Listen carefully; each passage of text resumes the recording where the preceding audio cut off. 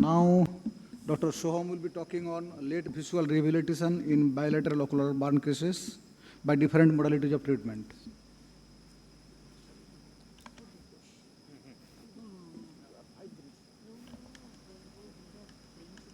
Good afternoon, everyone. And most of my previous speakers have already covered. Thank you, Dr. Tuhin, for including me in this talk. So I'll be talking about late visual rehab in bilateral ocular burn cases. So very quickly, your clinical evaluation would decide the modality, be it conservative or the different kinds of surgical techniques that we have. So especially important to look at the lids and the fornix, extent and degree of the limbal stem cell deficiency, the corneal clarity, check and recheck the light perception, and in select cases maybe do some VEP also to confirm. So this is a new classification of LSCD that the international committees have come up with. So this also sort of helps in decision making. So to add on to what Dr. Pradhan said about the advanced imaging and diagnostics, if you have access to a confocal microscopy, that would again help you in diagnosing the level of LSCD. The things that we would look at is basically some of these inflammatory cells in the cornea, some of the conjunctival changes which is happening in the, which is what is anatomically supposed to be cornea, and also the destruction of the subbasal nerve plexuses. And also anterior segment OCT is again a very important tool which can help you in decision making. So if you have LSCD, poor vision of the cornea, you can always do ASOCT, see what the corneal thickness is and how the corneal reflectivity looks like. So then you can choose a good candidate for SLET. So between unilateral and bilateral cases, what is the difference? And also you can always go and try some late medical management. There is no harm trying, because some of these patients, might have some low-grade subclinical inflammation going on. So always a trial of anti-inflammatory agents might help in clearing up some of this corneal haze, maybe some reversal of corneal vascularization.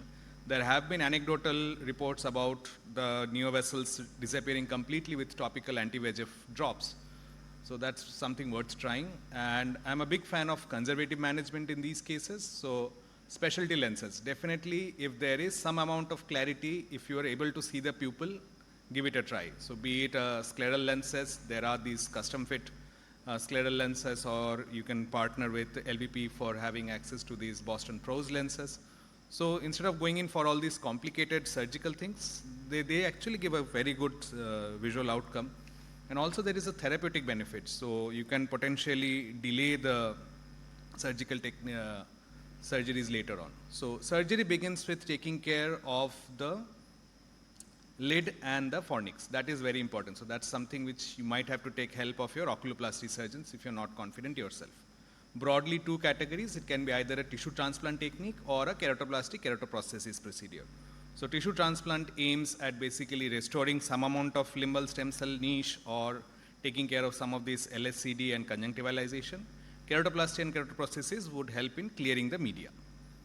So this is a basic flow chart. So either a wet or a dry surface. Mostly in chemical injuries, they are wet surfaces, but sometimes in late stages, they might convert to a dry surface. So in wet surfaces, your options would be a Boston type 1 keratoprosthesis, limbal stem cell therapy, either a cultured or a simple, or an oral mucosal membrane therapy. So this is already dealt extensively by Dr. Paras, so I'll go over it. So what is different here is, in bilateral cases or unilateral monocular cases, you do not have a fellow eye as the donor. So you would either need a living related or an allogenic HLA matched or a cadaveric tissue. Cadaveric tissues don't tend to do very well, so living related is the best bet. But however, for all of them, a systemic immunosuppression is very important. So Dr. Ed Holland, again, is a very big proponent of KLAL, and he is also proposing a Cincinnati procedure, which is basically a combination of living related conjunctival limbal allograft combined with a keratolimbal allograft taken from a donor cornea. Clet and comet, again, for clet, it has to be not your own tissue, someone else. Comet is something which would be more useful here, but again, it needs that expertise from a lab, expensive time. So those are the three things. SLET has to be allo-SLET, cadaveric SLET. So again, the whole story of systemic immunosuppression and partnering with a medicine expert or a rheumatologist comes into the picture. Coming to keratoplasty, so it can either be a full or an anterior lamellar keratoplasty. However, it has to be staged after taking care of the LSCD first.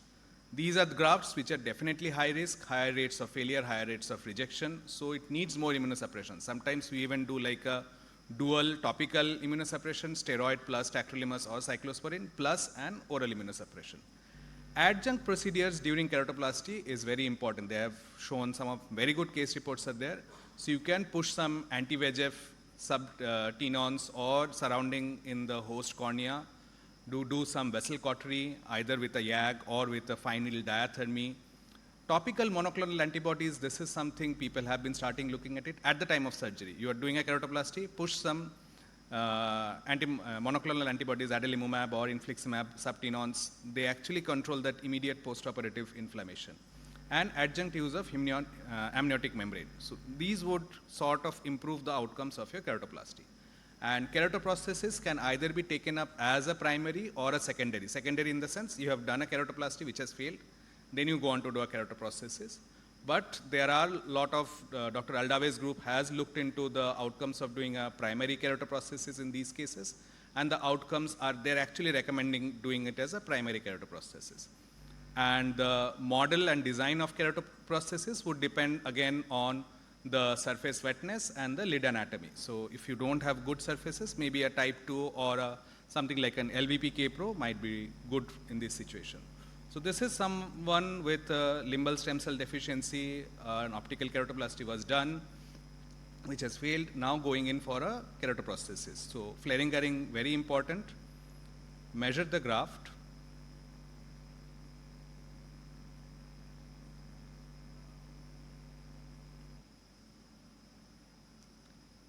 So once you have measured, then we mark it and then we start with the keratoprosthesis assembly. So I'll go over very quickly. So initially, this would be based on your size of the graft. So this is usually more than 8.5 millimeters, followed by a 3 millimeter central trephination is done. Now a type 1 keratoprosthesis has this optic with a stem. So this is 3 millimeter. And your 3 millimeter donut button fits in snugly.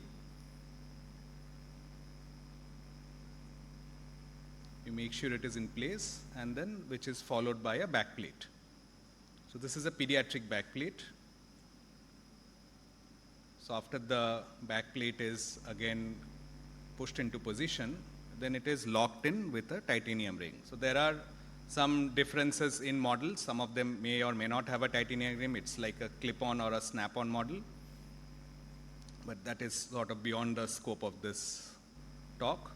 So once your assembly is ready, rest is very much similar to doing an penetrating keratoplasty. Surgically, it's not so much difficult, especially if your initial management has been good.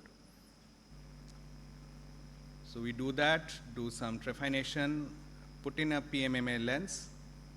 So this can be a zero diopter, so your calculation for the K-Pro becomes easier. And then it is sutured in place with either a 10-0 or a 9-0 nylon. Finally, a large bandage contact lens is placed after rotating the sutures. So to conclude, managing bilateral LSCD is definitely challenging. It is expensive, needs multimodal approach, and you and the patient should be prepared for multiple interventions and often needs systemic immunosuppression. If possible, go for conservative methods, and surgery with adjuncts definitely will give better surgical outcomes. Probably in the future, we'll see more use of these stem cell therapies, the pluripotent stem cell therapies basically. Although it can be frustrating for both patient and the ophthalmologist, but we need to keep fighting. And I'll end with this. This is a very recent publication from the LVP group. This is known as SOMET. So you are applying the principles of SLET, but instead of taking tissue from the limbus, you're taking a small amount of tissue from the buccal mucosa. Then you chop it up into pieces, put it on the cornea, and basically you are doing a cultured oral mucosal transplant, but using the cornea as basically your growing substrate.